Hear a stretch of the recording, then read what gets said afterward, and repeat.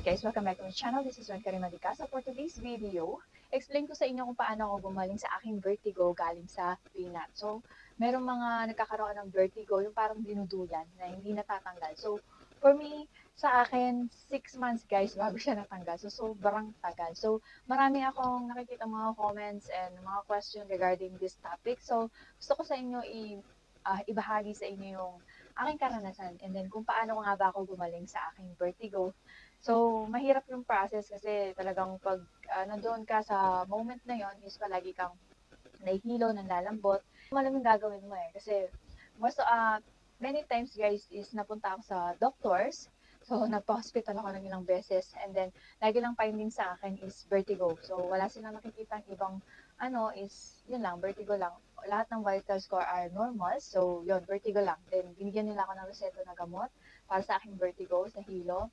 And then, eventually, kahit na tinitake ko ng mga medicine, hindi pa rin natatanggal yung vertigo ko guys. So, ang ginawa ko is pinakiramdaman ko yung katawan ko if ano nga ba yung mga kailangan kong gawin para matanggal yung vertigo ko. So, sobrang tagal guys. As in, parang nasa barko, yung pakiramdam na nasa barko ka or parang dinuduyan ka. Yung nakahiga ka lang, parang kang dinuduyan or nakatayo, parang dinuduyan. So, nung bago kasagsagan pa lang ng vertigo ko, talagang sobrang lakas niya. Yung parang talagang sobrang lakas ng hanggang ah, habang tumatagal, humihina na siya ng humihina hanggang sa natanggal na talaga siya. So, ayun. Ang first thing na ginawa ko is pagka nakiramdaman ko yung katawan ko, talaga yung pinakamalaki na katulong sa akin is every morning, uminom ako ng maligamgam na tubig. And then, kinat ko lahat ng cold drinks. So, hindi talaga ako uminom ng malamig for almost a year. Guys, no? Talagang sacrifice lang talaga pag gusto mong gumaling sa vertigo mo or galing sa binat na vertigo. So, yun yung ginawa ko guys. Uminom lang ako ng uh, maligamgam na tubig every morning and then basta kada uminom ako or 3 times a day, uminom ako ng maligamgam na tubig. And then, lukewarm water lang. Kasi plain water lang iniinom ko. And then, walang halong beverage na malalamig. So, iwasan po natin yun para agad po tayong gumaling.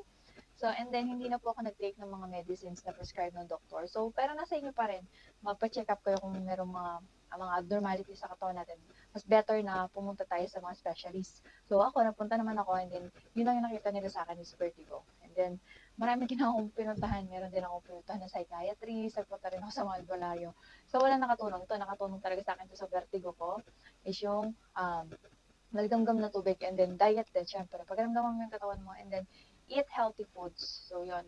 Mas palakasin natin yung immune system natin para mas lumakas yung katawan natin. So, yun yung ma-advise ko sa inyo. So, kung meron kayong mga further question regarding this sa BNAT, so, you can comment down below and then sasagutin natin yan hanggang sa abot ng ating mga kaya. So, you can comment din kung taga saan ka para malaman ko kung saan nakaabot ng video na to. So, please subscribe to my channel and hit the notification button